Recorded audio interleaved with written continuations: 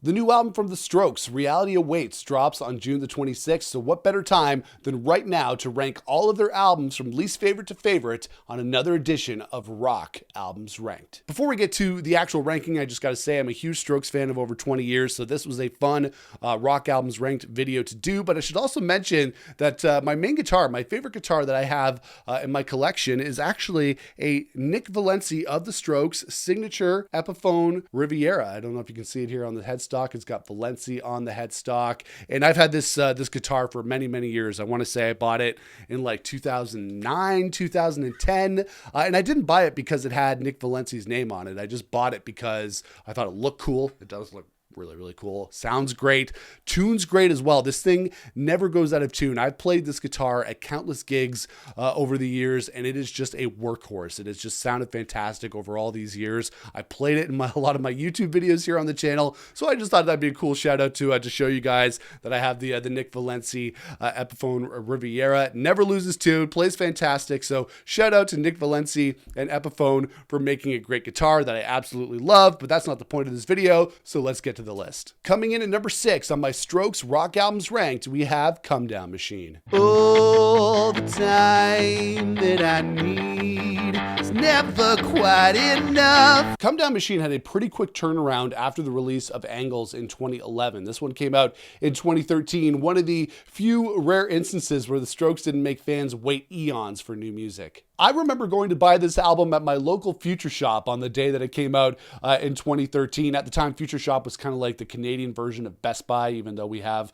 Best Buy in Canada too. Anyways, I remember going to buy this album at my local Future Shop because it was the closest place for me to go buy an album, and they didn't have it in stock. I was shocked and appalled by that. Maybe it's my fault for trying to go buy an album at Future Shop of all places, but you know what? Rotten hell, Future Shop. Comedown Machine does have some great tracks on it, no doubt about that, but similar to the second half of First Impressions of Earth for me, which I'll get to in a bit, the songs on this album just don't stick with me. When it comes to songs that I love on Comedown Machine, I love Tap Out. I love All the Time, which is a great Strokes single. I love One Way Trigger, which is an instant Strokes classic. Slow Animals is a great chill tune. Fast Animals, which is another version of that song where you can find it somewhere online. That's another great tune. But then you got songs like 50-50, Happy Ending, and the final song, Call It Fate, Call It Karma, which has just never really vibed with me. Maybe the Strokes need longer periods of time to make great records. They were able to turn around Is This It and Room on Fire pretty quickly in the early 2000s. But after the triumphant return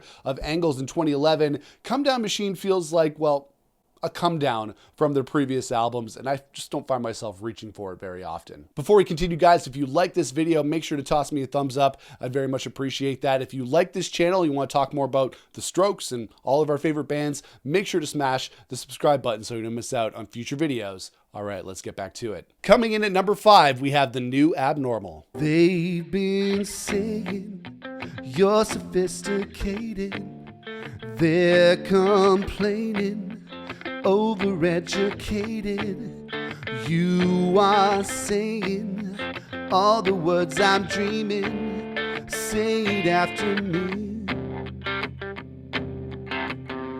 Say it after me. The Strokes sure made us wait for this one. The New Abnormal came out in 2020, 7 years after the release of Comedown Machine, with the Future, Present, Past release coming out in between in 2016, which is a great Strokes release in its own right. And the album came out in April 2020, just after the onset of the COVID-19 pandemic. I'm not sure if the Strokes intended for the album title to reflect our new reality at the time going on in 2020, but it was a neat coincidence either way. And The New Abnormal is a great album. We're only working with 6 albums here, guys, so I had to put it in somewhere, so it's sitting at number 5. It has some great vintage Strokes sounds on it, like The Adults Are Talking and Selfless, big catchy Billy Idol sounds on Bad Decisions, huge synth guitars on Brooklyn Bridge to Chorus, and one of my favorite Strokes songs ever, the sublime Eternal Summer. The record shows that the Strokes could still write great songs 20 years into their career, and I'm hoping they can continue the same quality on the new album Reality Awaits, which comes out on June the 26th, so we'll just have to wait and see. Coming in at number 4 on my Strokes Rock Albums Ranked, we have First Impressions of Earth. Released in 2006, to me, this is the album where the Strokes went quote-unquote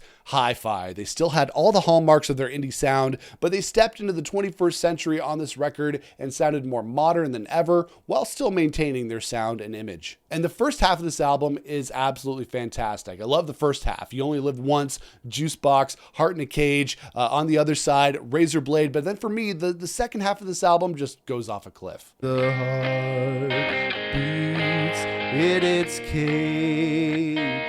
Everything on First Impressions of Earth After Killing Lies is a wash to me, and trust me, I've given this album plenty of listens and plenty of chances over the last 20 years to try and impress me on the second half, but nothing has really stuck with me. I've tried, kids. I've tried. Whereas I know the first half of the album really, really well, I don't even think I could sing a song for you off the second half of the album, and that's really a problem for a fan of any band. I think the Strokes are a great 10-track album band. They went 14 tracks on First Impressions of Earth, and they just couldn't sustain the quality throughout the entire record. And this is the album where the Strokes actually went kind of heavy, like not full-on metal or anything, but a song like Juicebox is actually pretty heavy for a band like the Strokes. Coming in at number 3, we have Angles. Angles was the triumphant return of the Strokes after a 5-year hiatus, and it was a glorious return. Angles had a focus and songwriting quality to it that reassured Strokes fans that they still had the goods. The musicianship was tight and direct, Julian's vocals are top-notch, and the whole thing has an energy to it that shows the band at the top of their game. From the punchiness of Machu Picchu, which has one of the best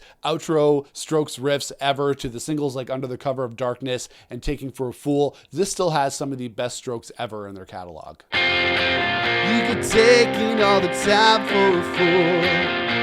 I don't know why. You're so gullible, but I don't mind. That's not the problem.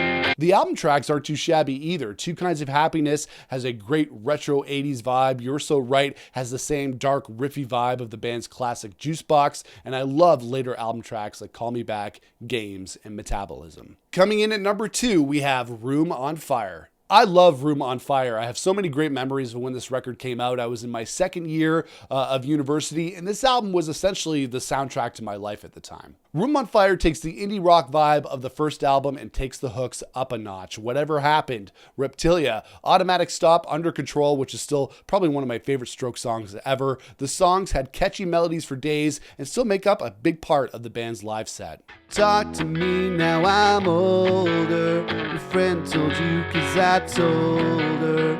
Friday nights have been lonely. Change your plans and then phone me.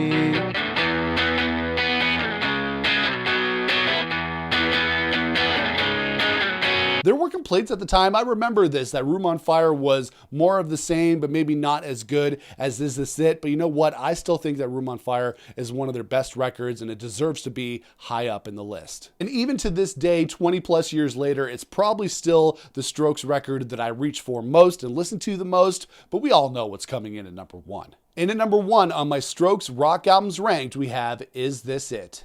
Even after 25 years, Is This It? Is still the best album from the Strokes. And not only launched their own career with a great sound at the time, but it also launched the careers of a million the bands into the rock music world. The magic in the album comes from its simplicity. When so many bands at the time were going further into elaborate production in the studio and crazy live shows with pyro and all sorts of crazy shit, the Strokes brought it all back to basics. 2 guitars, bass, drums, and a lot of distorted, croony vocals. But it's really the songwriting that sets it apart. This album is hooky as hell. The singles like Last Night, Someday, Hard to Explain are still incredibly catchy all these years later, and the rest of the album is just as good, like the title track, The Modern Age, and New York City Cops, which was actually banned from the album after 9/11. And although the Strokes have released a lot of great music in the last 25 years, Is This It? Is still the blueprint. And even though the production is very lo-fi in a way, it still sounds great all these years later. I never really did understand the original album cover, though. The very suggestive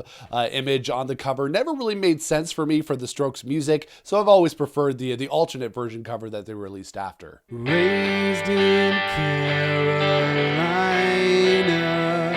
she says, I'm not like that, trying to remind her when we go back. And that's it, guys. That is my rock albums ranked for the Strokes. Now it's your turn to hop into the comments below and let me know how you would rank all 6 of the Strokes studio albums. And we're getting ready for the new record, Reality Awaits, which comes out on June the 26th. If you like this video, make sure to toss me a thumbs up. I'd very much appreciate that. If you like this channel and you want to talk more about our favorite bands, make sure to smash the subscribe button so you don't miss out on future videos. But I'll see you guys again for another video here on the channel. Until then, rock on, everybody.